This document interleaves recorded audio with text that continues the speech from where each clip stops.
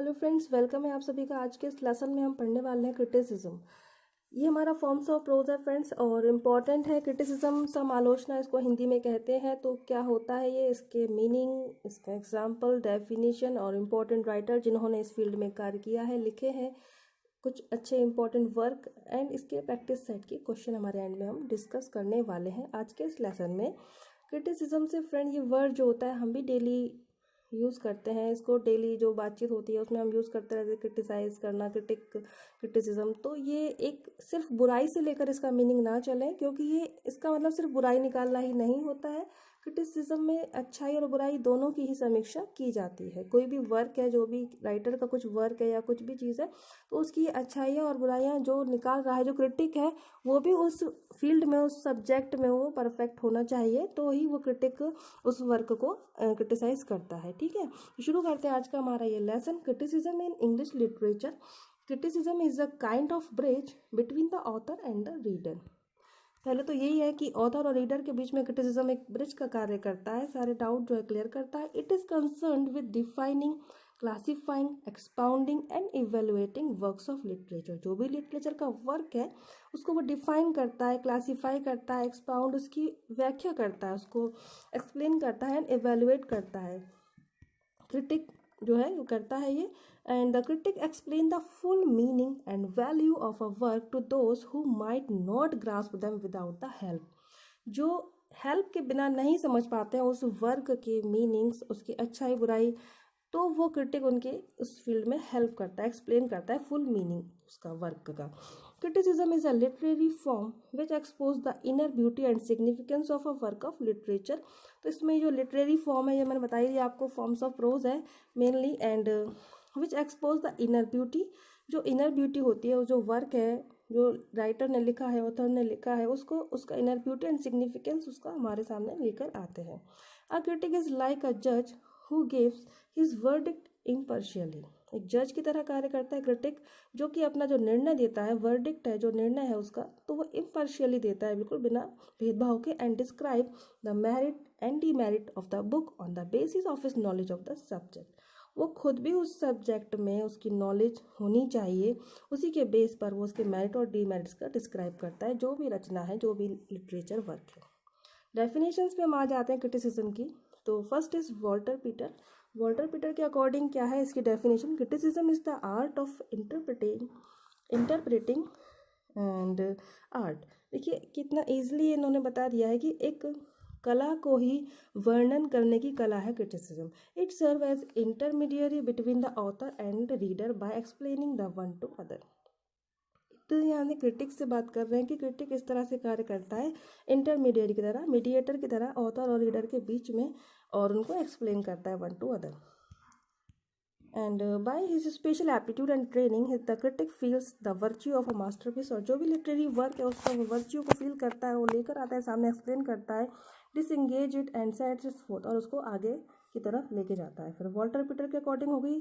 Carlisle के अनुसार हमारी जो परिभाषा है क्रिटिसिज्म की वो है, criticism stands like an interpreter between inspired and uninspired. यहाँ ये भी इंटरप्रेटर की तरह ही बता रहे हैं क्रिटिक को, क्योंकि वो करता ही है, इंटरप्रेट करता ही है उस रचना के बारे में, इंस्पायर और अनइंस्पायर।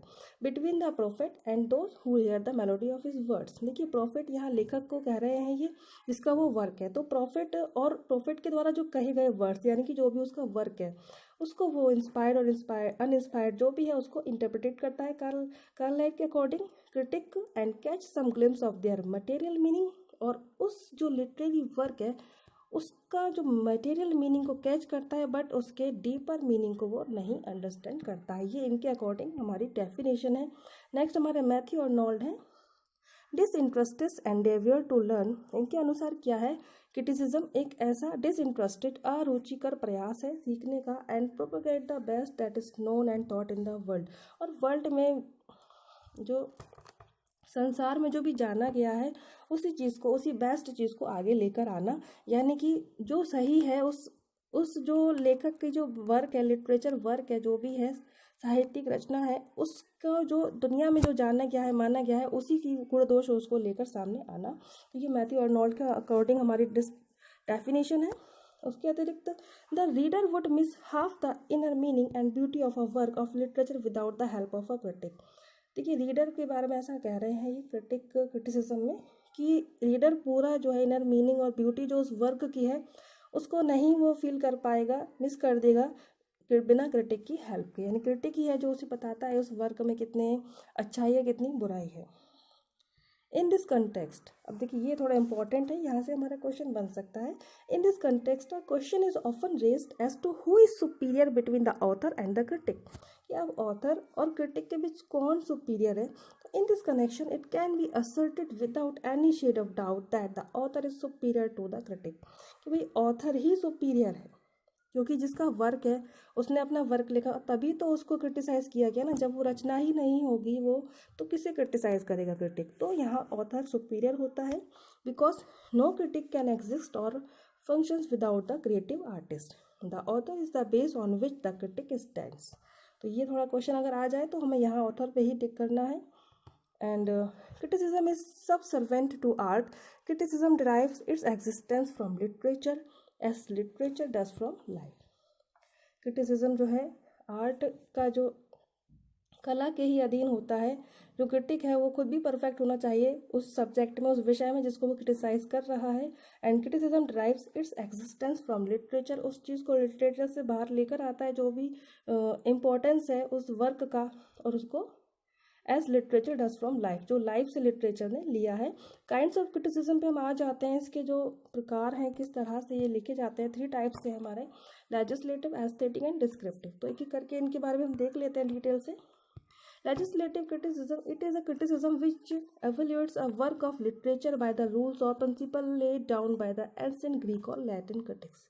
देखिए प्राचीन ग्रीक और लैटिन क्रिटिक्स थे जो, उन्होंने जो रूल सेट कर दिए लिटरेचर की फॉर्म्स को लिखने के, तो उसके अकॉर्डिंग जो है यहाँ पर इवेल्युएट करते हैं क्रिटिसिज्म को। ठीक है, this type of criticism is also called judicial criticism. जो रूल्स होते हैं जैसे एपिक है, एपिक को लिखने का रूल सेट है कि ये महाकाव्य है और काफ़ी ज़्यादा इसमें वर्स होते हैं इस तरह से, और हीरो का वर्णन किया जाता है, हीरो की अच्छाइयों का, वैल्यूज़ का। तो ये इस तरह से अगर उस नियम के विरुद्ध आपने एपिक लिख दिया तो वो उसको आप क्रिटिसाइज करेंगे बुरे वे में। ठीक है, तो लेजिस्लेटिव क्रिटिसिज्म हमारा ये हो गया। एस्थेटिक क्रिटिसिज्म में हम आ जाते हैं। It is a criticism which discovers imaginative, emotional and aesthetic quality of a piece of literature as against the basis of the rules and principles laid down by an ancient critics.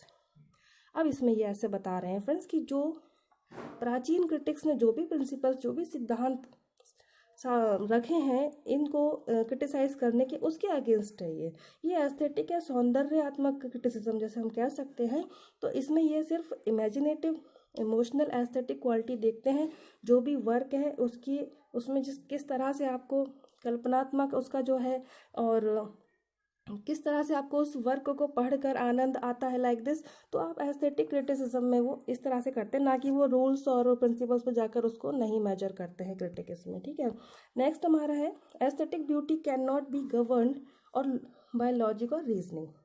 जो aesthetic beauty है, जो रचना, जो work है, literary work, उसकी जो aesthetic beauty है उसको वो रीजनिंग और लॉजिक के बेस पर नहीं तौलते हैं। Aesthetic criticism developed with the growth of romantic type of literature in the 19th century. अब ये थोड़ा इंपॉर्टेंट है कि जो रोमांटिक टाइप का लिटरेचर जो 19th सेंचुरी में है आया था हमारे, तभी से जो एस्थेटिक क्रिटिसिज्म आया था। जब देखिए 19th सेंचुरी रोमांटिक पीरियड जो हमारा शुरू हुआ था वर्ड्सवर्थ के साथ, तो वो उनके जो वर्क थे वो थे ही ऐसे रोमांटिक पीरियड में, बिल्कुल कल्पनात्मक, इमेजिनरी वर्क। तो वहीं से हमारा ये एस्थेटिक क्रिटिसिज्म स्टार्ट हुआ है, वहीं से इसको ये विकसित हुआ है। Aesthetic criticism treats literature as an art and independent work of emotional and aesthetic beauty. It should be जज by its own merit and not by ancient rules. ये एस्थेटिक क्रिटिसिज्म ही चल रहा है हमारा, तो ये कह रहे हैं कि इसको जज किया जाता है उसके खुद के गुणों से, ना कि जो रूल्स सेट हो गए हैं प्राचीन उनके according. Practically the entire English criticism, जो इंग्लिश क्रिटिसिज्म है पूरा का पूरा since the 19th century is aesthetic criticism. वो सारा का सारा जो 19th सेंचुरी से लिखा गया है तो वो सारा हमारा एस्थेटिक क्रिटिसिज्म के अंतर्गत ही आता है। अब आ जाते हैं हम डिस्क्रिप्टिव क्रिटिसिज्म। तो ये हमारा है, it is a criticism which evaluates the work of individual authors अलग अलग अलग सेपरेटली ये ऑथर्स को एवेलुएट करते हैं their aims method and efforts effects it brings out the aesthetic beauty emotional effects and significance of each work. तो यहाँ भी रूल्स और प्रिंसिपल्स की बात नहीं हो रही है, बट सेपरेटली ऑथर्स के जो वर्क है उसके जो एम्स मेथड इफेक्ट्स उन सबको ये क्रिटिसाइज करते हैं।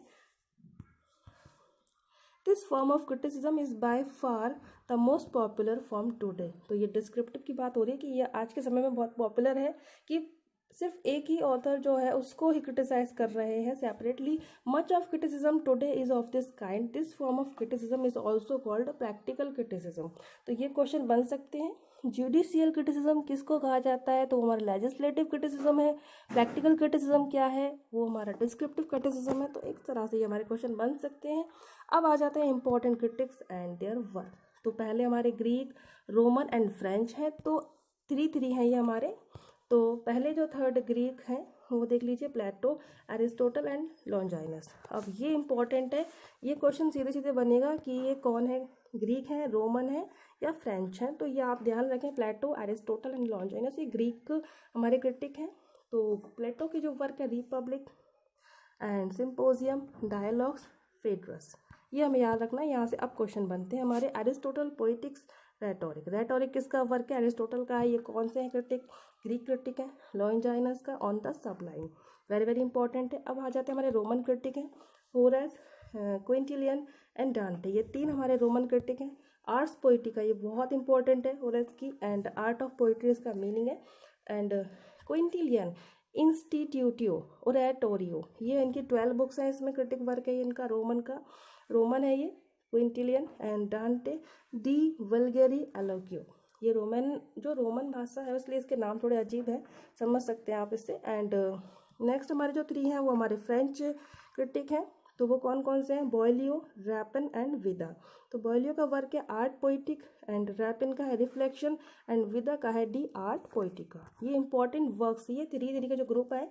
अगर क्रिटिसिज्म इंग्लिश लिटरेचर में आपके सिलेबस में है तो यहाँ से इधर से क्वेश्चन ज़रूर बनेगा, Roman and Greek and French critic जो हमारे हैं उनका वर्क। आर्ट्स पोइटिका जिसमें कि बहुत ही इंपॉर्टेंट है, होरेस की है ये, ठीक है। नेक्स्ट अब हम आ जाते हैं सीधे इंग्लिश क्रिटिक्स पे and their work. English critic और उनके जो इंपॉर्टेंट वर्क हैं वही मैंने रखे हैं, सारे के सारे इंक्लूड नहीं किए हैं, काफ़ी सारे हैं, बट यहाँ हम कुछ ही पढ़ने वाले हैं। Stephen Gosson, the school of abuse, ये इनका क्रिटिक वर्क है। इस साइड हमारे सारे ऑथर हैं और यहाँ इनके वर्क हैं। तो Philip Sidney, an apology for poetry, इसके बारे में मैं आपको आगे डिटेल से बताऊंगी क्या है ये apology. And Ben Jonson, discoveries, conversation with Drummonds, John Dryden, an essay of dramatic poesy, ये बहुत इंपॉर्टेंट है, an essay of dramatic poesy. और कंपैरेटिव क्रिटिसिज्म है ये इन dramatic form and an interlocution में इसमें संभाषण है, स्पीचेस है। जॉन ड्राइडन का जो वर्क है an essay of dramatic poesy. और देखिए जॉन ड्राइडन का एक क्वेश्चन बनता है कि इन्हें फादर ऑफ क्रिटिसिज्म कहा जाता है, बट वो इनको किसने उपाधि वो दी है, ये मैं अभी आपको आगे बताने वाली हूँ प्रैक्टिस क्वेश्चन में। Preface and dedicatory epistles and his place and favours, ये भी जॉन ड्राइडन का क्रिटिक वर्क है। Alexander Pope, essay on criticism, words में है ये। And William Wordsworth and S T. Coleridge, ये बहुत इंपॉर्टेंट है। Preface of the lyrical ballads 1800 में पब्लिश हुआ था ये विलियम वर्ड्सवर्थ का। And S T. कॉलरिज का बायोग्राफिया लिटरेरिया। क्रिटिसिज्म में यदि क्वेश्चन बनता है तो यहाँ से ज़रूर बनता है बायोग्राफिया लिटरेरिया। हमारा जो वर्क है ये एस.टी. कॉलरिज का है। एंड लेक्चर्स ऑन शेक्सपियर, ये भी हमारे एस.टी. कॉलरिज के क्रिटिक वर्क है। अब आ जाता है P V. Shelley, defence of poetry, इन्होंने पोइट्री को डिफेंस करते हुए ये लिखा है क्रिटिक वर्क। चार्ल्स लैम है, the English comic writers. Matthew Arnold के जो वर्क है ये इंपॉर्टेंट है, essay in criticism on the study of Celtic literature on translating Homer, ये होमर को ट्रांसलेट करते हुए उन्होंने क्रिटिक वर्क लिखा है। वॉल्टर पीटर, आ जाते हैं इन पे, appreciation, Renaissance and Plato and Platonism. Plato और प्लेटोनिज्म यानी कि प्लेटो के जो भी विचार रहे उस पर इन्होंने क्रिटिक वर्क लिखा है। तो ये क्वेश्चन बन सकता है, प्लेटो पर किसने क्रिटिक वर्क लिखा है? वॉल्टर पीटर ने लिखा है ना। इस तरह से हमारे क्वेश्चन बन सकते हैं। नेक्स्ट है T S. Eliot, the sacred wood, what is the classic, the use of poetry and the use of criticism, points of view, Elizabethan essays, selected essay, ये सारे के सारे हमारे टी.एस. इलियट के क्रिटिक वर्क है इंग्लिश लिटरेचर के तहत। And I A. Richards, इनके जो क्रिटिक वर्क है, principle of literary criticism, practical criticism, the meaning of meaning, the foundation of aesthetic, Coleridge on imagination. And last है F.R. Lewis, new wearing in English poetry for continuity, the great tradition, the common pursuit. इसके बाद देख सकते हैं हम, ये practice set question answer हमारे आ गए हैं, ज़्यादा नहीं है, 12-13 है, बट इंपॉर्टेंट है तो मैंने रखे हैं। Dryden is called the father of English criticism by doctor Johnson. Very very important है कि ड्राइडन को कहा जाता है फादर ऑफ इंग्लिश क्रिटिसिज्म। तो इनको ये उपाधि किसने दी, संज्ञा किसने दी, डॉक्टर जॉनसन ने दिया।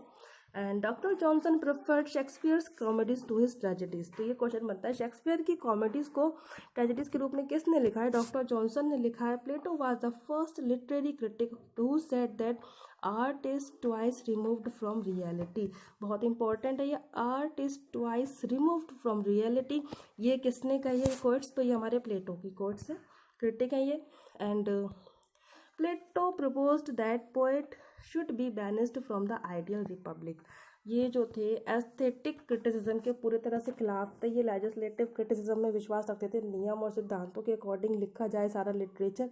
तो ये वही कह रहे हैं कि पोइट्स को तो पूरा हटा ही देना चाहिए, बैनिश कर देना चाहिए, क्योंकि पोइट्स तो सारा आनंद रूप में, कल्पनात्मक रूप में, इमेजिनेटिव रूप में पोएम्स लिखते हैं ना, तो इसीलिए उन्होंने इस बात को कहा है। तो ये किसने कहा है, प्लेटो ने कहा है। नेक्स्ट हमारा है, Plato originator of the theory of imitation in literature. और ये यहाँ पे थ्योरी ऑफ इमिटेशन है जो लिटरेचर में, तो उसके ओरिजिनेटर हमारे प्लेटो ही हैं। एरिस्टोटल पे आ जाते हैं हम, अरस्तु जिसको हम कहते हैं, अरस्तु और एरिस्टोटल एक ही है। तो देखिए, मोस्ट इलिस्ट्रियस पीपल ऑफ प्लेटो। अब अरस्तु जो है वो प्लेटो के शिष्य थे, ठीक है, हैं। एंड प्लेटो किसके शिष्य थे, वो सोक्रात के शिष्य थे, सोक्रेटिस। तो ये थोड़ा आप याद रखें, सोक्रेटिस के शिष्य हो गए हमारे प्लेटो, एंड प्लेटो के बाद उनके शिष्य थे अरस्तु, ठीक है, SPA से आप याद रख सकते हैं। नेक्स्ट हमारा पॉइंट है Stephen Gosson. Stephen Gosson and Elizabethan Puritan critic थे ये, denounce the poet as father of lies, school of abuse and caterpillar of commonwealth. देखिए ये वही हैं जो सारे के सारे लेजिस्लेटिव क्रिटिसिज्म में विश्वास करते हैं, तो स्टीफन गॉसन भी उसी श्रेणी में आते हैं। और ये क्या कह रहे हैं, इन्होंने पोइट्स को क्या कहा है, फादर ऑफ लाइज, ये झूठ के पिता हैं, बिल्कुल झूठ बोलते हैं। कविताएं सारी ऐसी होती है ना, कल्पनात्मक। Schools of abuse and caterpillar of commonwealth, तो हमें याद रखना ये संज्ञा है पोइट्स को किसने दी है, स्टीफन गॉसन ने दी है। Philip Sidney's apology for poetry, अब क्या है ये, उन्होंने क्यों लिखी थी, a defence of poetry against the charges brought against it by Stephen Gaussian.